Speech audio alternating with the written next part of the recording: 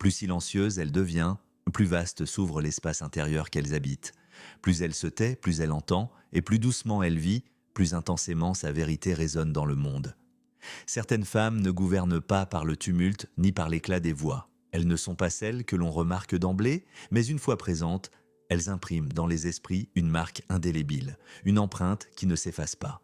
Elles n'exigent point l'attention, elles ne quémandent pas les regards. Elles dérangent de quelque chose de plus profond, une zone obscure que chacun porte en soi. Aujourd'hui, il s'agit d'elle, la femme Sigma, celle qui ne court pas après les faveurs, qui ne crie pas pour être entendue, qui ne se conforme pas aux attentes. Pourtant, l'envie la suit comme une ombre obstinée, non parce qu'elle l'a appelée, mais parce que les autres perçoivent en elle ce qu'ils refusent de reconnaître en eux-mêmes. Elle n'est pas cruelle, elle n'est pas bruyante. Elle vit simplement avec une indifférence souveraine, et cette liberté déstabilise. Nous pénétrons alors dans les déclencheurs invisibles, dans les peurs tues, dans l'envie viscérale qui surgit lorsqu'une femme ose vivre en silence, mais pleinement. Car ce silence n'est pas absence, il est densité. Il n'est pas retrait, il est présence. La femme Sigma, par son refus de se plier au code, devient miroir involontaire. Elle reflète les manques, les fissures, les désirs inavoués. Sa seule existence rappelle aux autres ce qu'ils n'ont pas su bâtir, ce qu'ils n'ont pas osé affronter. Ainsi, son calme devient provocation, son indépendance devient menace, et son silence, loin d'être vide, devient une vérité qui hurle sans bruit. Voilà pourquoi, même lorsqu'elle ne fait rien, elle est redoutée. Voilà pourquoi, même lorsqu'elle agit avec justesse, elle est détestée, le miroir qu'ils n'ont pas demandé.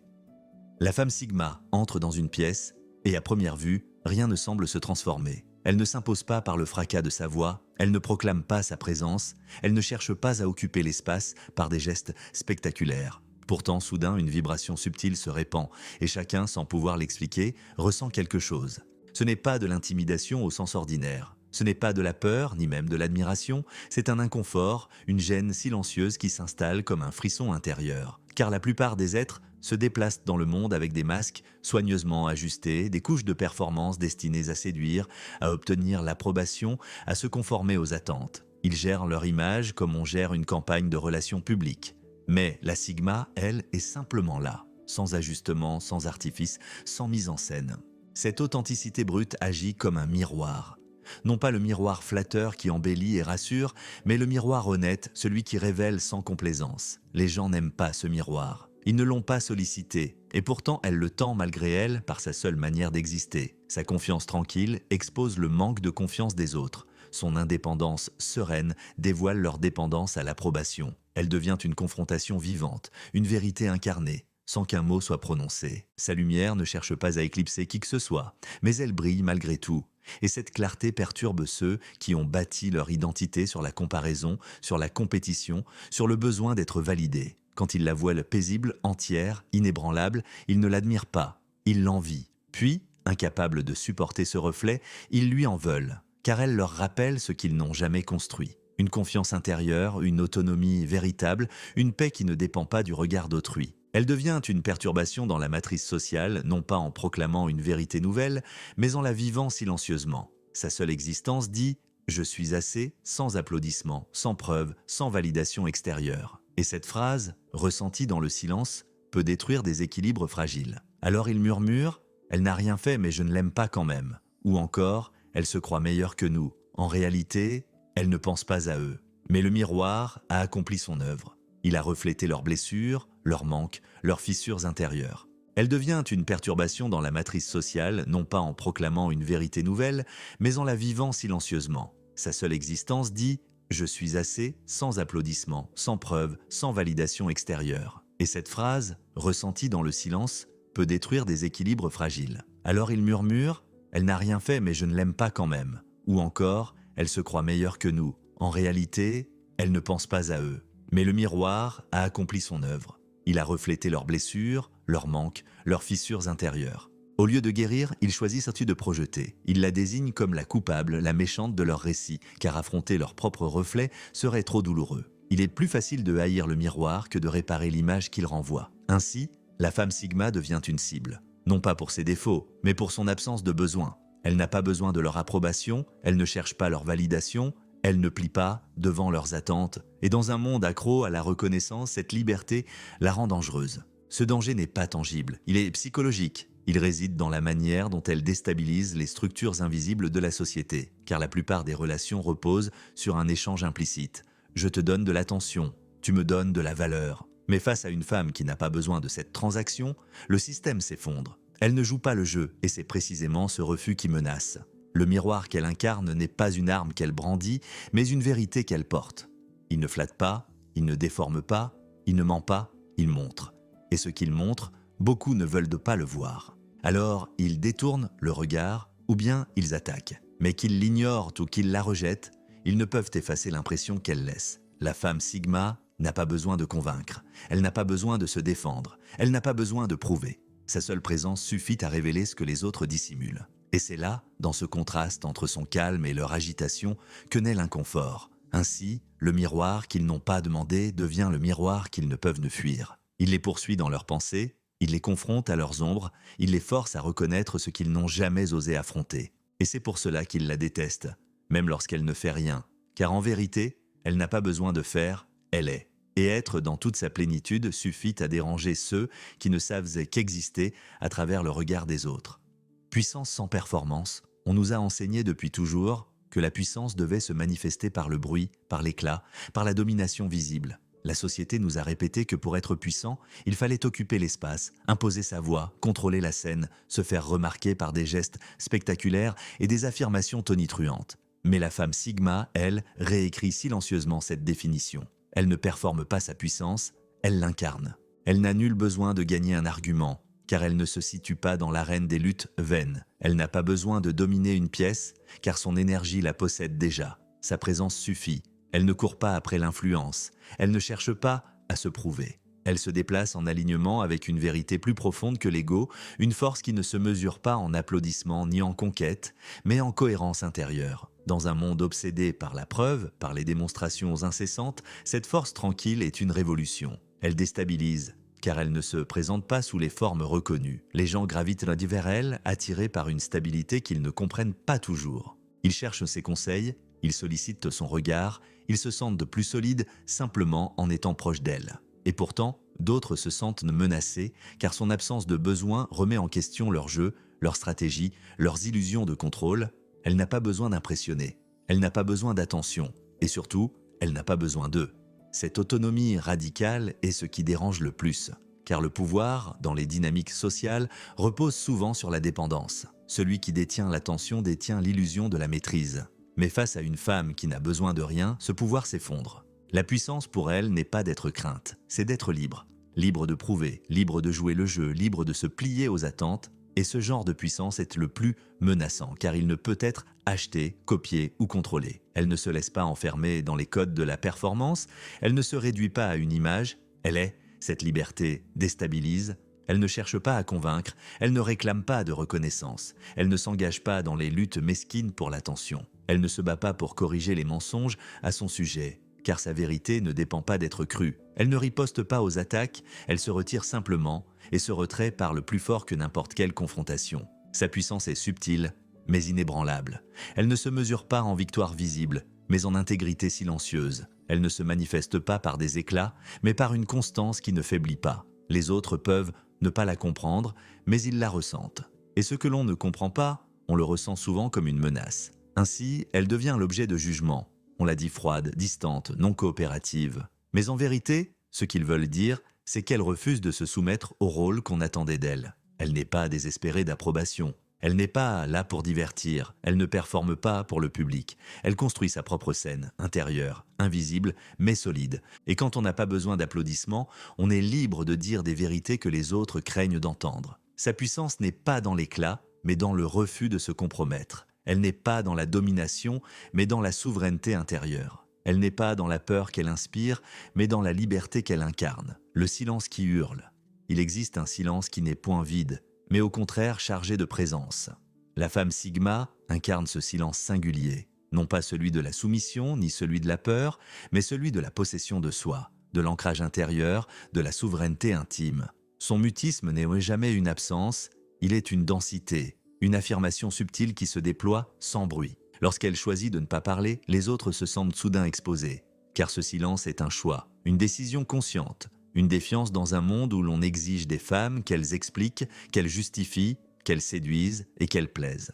En refusant de remplir l'air de paroles convenues, elles déstabilisent. Ce silence devient une invitation, regarder à l'intérieur, s'asseoir avec soi-même, affronter ce que l'on cache derrière le vacarme. Mais beaucoup ne le supportent pas. Alors ils attaquent, ils se moquent, ils la qualifient de froide, de distante, d'insensible. En vérité, ils ne parlent pas d'elle, mais de leur propre incapacité à affronter leurs ombres. Son silence n'est pas rejet, mais respect pour sa paix. Il est une manière de protéger son énergie, de préserver son temps, de garder intacte sa clarté. Elle ne se précipite pas pour combler les vides, car elle sait que le vide n'est pas un manque, mais un espace fertile. Et lorsque enfin elle consent à parler, chaque mot porte le poids des eaux profondes, chaque phrase résonne comme une décision mûrie, chaque syllabe devient une pierre posée avec soin dans l'édifice de sa vérité. Ce silence n'est pas passif, il est actif. Il observe, il mesure, il jauge. Ceux qui cherchent à impressionner par des discours creux se trouvent de soudain mis à nu, car elle n'a pas besoin de dire « je vois à travers vous ». Son calme le dit pour elle. Dans cet espace de non-réaction, les autres deviennent douloureusement conscients du vide de leurs propres mots, et ce constat les effraie. Il y a une raison pour laquelle tant de conflits naissent, non pas de ce qui est dit, mais de ce qui ne l'est pas. Le silence de la Sigma agit comme un révélateur, il oblige chacun à se confronter à soi-même. Mais au lieu de s'asseoir dans cet inconfort, beaucoup explosent. Ils attaquent, ils ridiculisent, ils projettent. Ils la qualifient de froide, de distante, trop indépendante. Mais ce qu'ils décrivent, ce n'est pas elle, c'est leur propre incapacité à demeurer en paix avec eux-mêmes. La vérité est que son silence n'est pas une arme, mais une discipline. Il est le fruit d'un discernement. Elle sait que parler pour parler est une dispersion, une perte d'énergie. Elle choisit de se taire pour mieux écouter, pour mieux voir, pour mieux comprendre. Et quand elle parle enfin, c'est avec une précision qui tranche, avec une clarté qui illumine. Ce silence devient le centre de la pièce. Il change la température, il modifie l'atmosphère, il impose une gravité que nul ne peut ignorer. Dans un monde saturé de bruit social, émotionnel, digital, une femme qui écoute plus qu'elle ne parle, qui observe au lieu d'interrompre, qui marque une pause avant de réagir, devient terrifiante. Car son silence ne peut être prédit, et ce qui ne peut être prédit ne peut être contrôlé. Ainsi, la femme Sigma incarne un silence qui hurle, non pas par le vacarme, mais par la profondeur, non pas par l'absence, mais par la densité, non pas par la soumission, mais par la souveraineté. Et ce silence, loin d'être une faiblesse, est une puissance. Il est une vérité qui ne se proclame pas, mais qui se vit. Il est une présence qui ne s'impose pas, mais qui s'imprègne. Voilà pourquoi son silence dérange. Voilà pourquoi il est redouté. Car il révèle, il expose, il confronte, et dans un monde où l'attention est une monnaie, celle qui n'a pas besoin de parler pour exister est intouchable. La liberté face à l'appartenance. L'appartenance est l'un des désirs les plus profonds de l'être humain. Depuis l'aube des sociétés, l'homme cherche à être reconnu, accepté, intégré dans un cercle qui lui confère sécurité et identité. Être choisi, être inclus, être validé, voilà les ressorts invisibles qui gouvernent la plupart des comportements. Mais la femme Sigma, elle, marche sur les marges, non pas parce qu'on l'y a reléguée, mais parce qu'elle a choisi ces marges comme territoire de souveraineté. Elle n'a pas besoin d'être acceptée, et cela effraie. Elle ne définit pas sa valeur par la hiérarchie sociale, ni par les applaudissements d'un groupe.